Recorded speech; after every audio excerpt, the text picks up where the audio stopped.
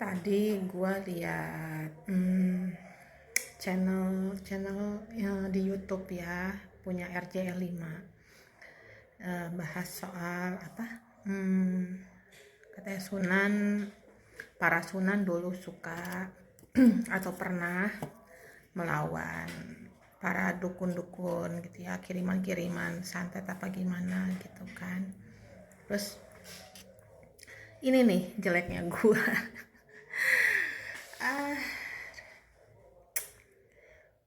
Gua itu kan bukan orang ahli agama.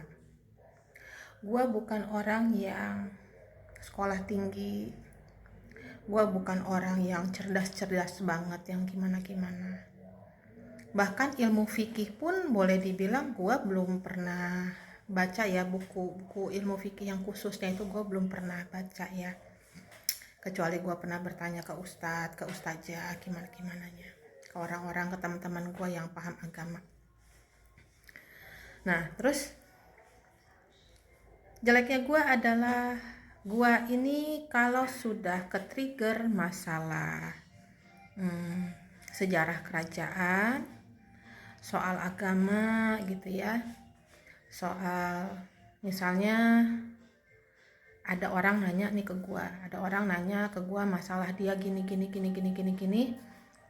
nanti gue tuh suka nyerocos gitu loh. Gue suka ngoceh sendiri gitu ya, gue suka ngoceh, suka nyerocos sendiri tanpa bisa gue kontrol.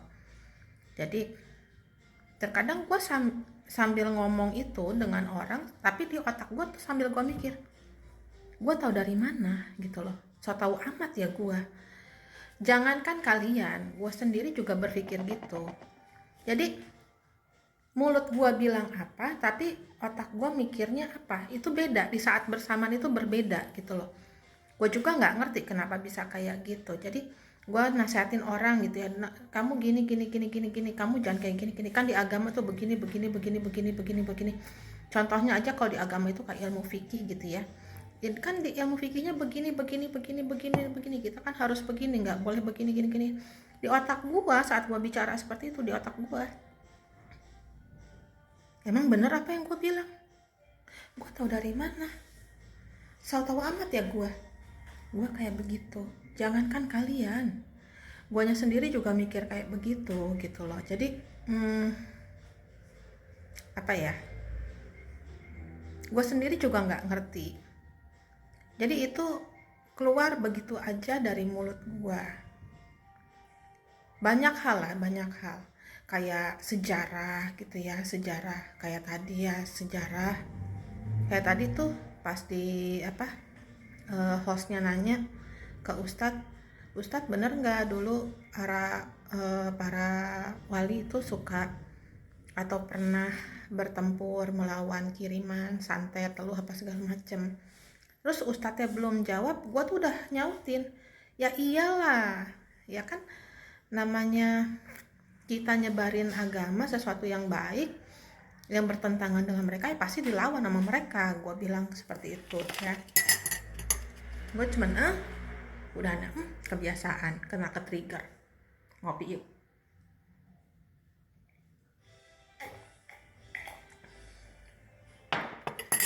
Kayak gitu loh. Jadi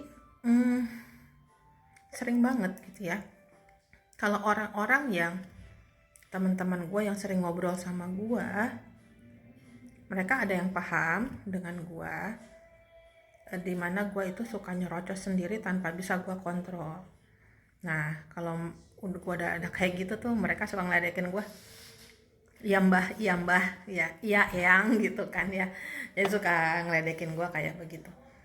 Ini kadang-kadang gue juga nggak tahu kenapa saat ngelihat seseorang, gue tuh kayak kesel banget ngeliat tuh orang gitu ya, padahal nggak kenal nggak gimana, tapi gue kesel aja rasanya, pengen ngomelin banget gitu loh, padahal nggak kenal. Ada kayak begitu juga. Jadi banyak hal yang gue juga nggak paham gitu ya, dan gue juga bisa mulai ngerti ilmu-ilmu goib segala macem itu karena itu nanti tuh ada yang ngasih tahu ke gua, ada yang nyeritain ke gua. Apalagi kalau soal kayak tahun-tahun ya sejarah ya. Tahun di sejarah itu kerajaan ini, raja ini mimpin tahun sekian sampai tahun sekian. Itu kadang suka dibilangin salah, itu tahunnya salah. Nggak tahun segitu, bisa lebih itu mah lebih tua lagi. Gitu kan, lebih lama lagi, nggak tahun segitu.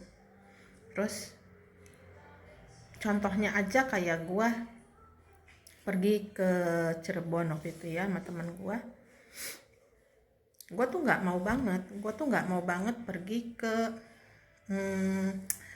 mana, ke Kasepuhan, keraton Kasepuhan. Gua nggak mau banget gitu loh, gua kesel banget gitu loh sama keraton Kasepuhan tuh. Gua kesel banget, gua tuh punya emosi jiwa gitu ya. Pokoknya di jalan tuh gue sama temen gue ngomel-ngomel aja. Waktu gue ke keraton Kanoman, gue seneng, pengen cepet-cepet gitu ya ke keraton Kanoman. Gue seneng banget, gue happy banget. Gue sampai sana tuh gue ada yang sedih gitu ya, gue ngeliat. Terus gue cuma bilang, atau di keraton Kanoman, dulu saya tinggal di sini, ini dulu Kaputren, jadi ini khusus putri, tinggal putri-putri raja tinggal di sini. Saya dulu tinggal di sini, saya tuh dikurung begini. Ceritain gitu ya. Pas temen gua maksa ke Kasepuhan, gua nggak mau banget. Di jalan itu kan sebelum dari keraton Kanoman itu kan buat keluar kan, buat nyari becak harus jalan kaki dulu kan, ngeliatin pasar. Nah di jalan itu gua bilang sama temen gua, entar lu lihat ya Bu ya, gua bilang. Entar di keraton Kasepuhan itu ada silsilah, tapi nggak ada nama gue di situ. Bahkan beberapa saudara gue juga nggak ada yang namanya di situ. Gue bilang tuh, yang ada semua keturunannya dia semua loh yang ditulis di situ tuh, di silsilah itu. Keturunan siapa Net, kata temen gue. Ya itu tuh keturunannya adik sialan gue tuh, Dasarno. Siapa ya namanya ya? Gue suka lupa nama-namanya. Gue tuh suka dibikin lupa sama nama-namanya tuh. Pangeran siapa ya?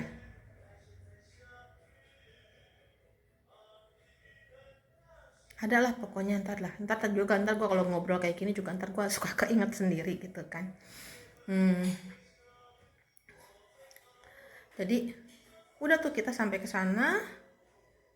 Pas sampai ke sana ada satu tempat di mana mau kayak museum atau apa. Gue manggil teman gue, Bu, sini Bu, kata gue. Kenapa Net? Nih lihat nih, bener kan? Ada silsilahnya di sini. Lo lihat no, ada nggak namanya gue? Maksud gue di sini tuh bukan nama gue ya, bukan nama gue ini ya Janet gitu ya, bukan, tapi nama yang ngedampingin gue, yang di belakang gue gitu loh maksudnya. Kayak begitu. Iya Net, kok nggak ada nama Kanjeng, katanya gitu kan, kata temen gue tuh. Kok nama Kanjeng nggak ada Net? Kok nggak ada Net? Ini berapa nama yang ini anak-anaknya Sunan gitu kan, kok nggak ada? Kan tadi gue udah bilang nama saudara-saudara gue juga kan banyak yang nggak ada gitu. Jadi hal-hal kayak gitu tuh keluar sendiri. Sampai temen gue nanya, lo emang pernah kesini Net? Lo sampai tahu ada silsilah gini? Bahkan lo belum? Kagak pernah. Gua itu namanya ke keraton Kanoman itu baru sekarang sama lu. Kesini pun baru sama lu. Gua biasanya cuman kesana doang, ziarah ke ke makamnya Sunan Gunung Jati aja, di masjidnya aja. Gua nggak pernah kemana-mana. Gua biasanya kalau udah ke masjid udah 2 hari gue di situ, ntar pulang langsung, nggak kemana-mana, nggak pernah mampir gue tuh. Gue bilang gitu ke teman gue. Nah terus lu tahu ini ada silsilah? Mana gue tahu, lu tanya sama Kanjeng nih di belakang nih, gue bilang. Jadi enaknya gue itu buat gue itu gue tahu sejarah yang nggak ditulis gitu ya, atau ditulis tapi dihilangkan, dihapuskan. Karena memang sejarah itu banyak yang dihapuskan, dihilangkan, oleh para pemimpin saat itu. Kalau dia nggak senang dengan orang tersebut ya bisa dihapuskan, dihilangkan, diganti atau bagaimana, dirubah alur ceritanya, bisa aja kayak begitu. Begitupun yang terjadi dengan yang ngejagain gua gitu loh. Dia tidak ada dan dia diputarbalikkan posisinya. Harusnya dia kakak, ditulisnya adik gitu kan. Sampai hari ini dia ditulisnya adik, anak kedua, padahal dia sebenarnya kakak. Di situ dia rada kesel juga sebenarnya gitu loh. Jadi banyak sejarah-sejarah kayak begitu yang gua tahu dari dapet bisikan. Ilmu fikih pun sama. Gua tuh ilmu fikih juga terkadang bukan bisikan lagi, tapi nyerocos aja sendiri, ngomel-ngomel. Gua kalau udah ke-trigger soal agama, gua nyerocos kayak apaan tahu gitu loh. Kayak yang gua sok pinter, sok tahu, kayak gimana tahu. Padahal dalam hati gua aja gile. Gua nih siapa gitu loh. Gua aja baca Al-Quran aja belum hatam gitu kan. Gua ikro aja cuma sampai 4 gitu kan. Dan sekarang juga udah lupa lagi gitu. Terus ini gue tahu-tahuan dari mana. Kadang-kadang gue suka marah-marah, nasihatin orang apa segala macam. Gue tahu dari mana gitu loh, gue sendiri gue nggak tahu gitu loh. Cuman yang orang pun pasti akan melihat gue seperti itu. Alah si Jatma sok tahu, asal ngomong bla bla bla bla bla bla, gini lah begitu lagi gitu kan ya. Tapi gue pribadi yang tahu diri gue, ya gue bersyukur gue didampingi oleh orang-orang hebat pada masanya, pada saat itu. Saat ini gue didampingin oleh mereka, dimana ya gue jadi tahu kenapa gue dilahirkan di dunia ini, tugas gue apa, kenapa gue ngalamin cobaan dalam percintaan gitu kan ya. Selain masih ada lah berapa hal yang ditutupin dari masalah percintaan, makanya kenapa gue selalu gagal sampai saat ini. Terus gua harus gimana itu ada untungnya gua. Bahkan sampai kemungkinan umur gua sampai umur berapapun itu gua udah tahu. Gua akan berpulang itu kira-kira umur berapa itu udah dikasih tahu gitu loh. Gua akan bagaimananya sebagian sedikitnya gua udah dikasih tahu seperti itu. Jadi ya untuk orang-orang yang nggak kenal gue, yang nggak deket sama gue, pasti gue dianggapnya sok tahu, sombong gitu kan, ngada-ngada, ngarang, bisa-bisanya gue, ya orang gila gitu kan ya. Oh siapa lu gitu. Itu pasti deh dibilang kayak begitu. Karena kalian itu nggak kenal gue, kalian tuh nggak tahu gue. Dan di sini pun bukan cuman Kanjeng yang jagain gua aja yang bilang gua, ya maksudnya gimana gitu ya. Gua ke tempat makamnya Sunan Gunung Jati pun kuncen-kuncen di sana mengatakan bahwa iya, gua masih ada keturunan dari situ. Sedangkan guanya pribadi dari mana gitu loh. Dari mananya gue masih keturunan Sunan tuh dari mana gitu loh. Guanya pribadi ya menilai itu dari mana. Gua ke makamnya Ibu Ratu Galuh pun yang di Kebun Raya Bogor, kuncennya pun bilang ya Anda kan masih keturunannya ini. Begini loh ke gua, Anda kan masih keturunannya ini. Gue sampai bingung, masa iya sih kuncen bukan 1-2 orang. Dan gue tuh kalau ke tempat Sunan tuh emang nggak boleh ngapa-ngapain. Semua ya emang semua kuncen ya kalau gue kesana ya pada diem gitu loh. Gue juga bingung, kenapa sih, apa yang salah sama gue diliatin, mereka pada nunduk, nggak berani ngeliatin gue kayak gimana, apa sih gitu loh. Gue sendiri bingung gitu loh, nggak ngerti. Jadi yang mengakui itu bukan gue tidak mengakui, karena gue mikirnya masa sih, tapi yang mengakui adalah orang-orang yang paham gitu loh, orang-orang dari sana ya sendiri, kuncen-kuncen dari Sunan Gunung Jatinya sendiri yang bilang. Dan ternyata ibu gua bilang kakek gua pun sama dulu pergi ke Sunan Gunung Jati tahun 70 berapa, jadi bilangnya juga sama bahwa ya kakek gua ini ibu ya bapak dari ibunya gua itu yang keturunan dari sana.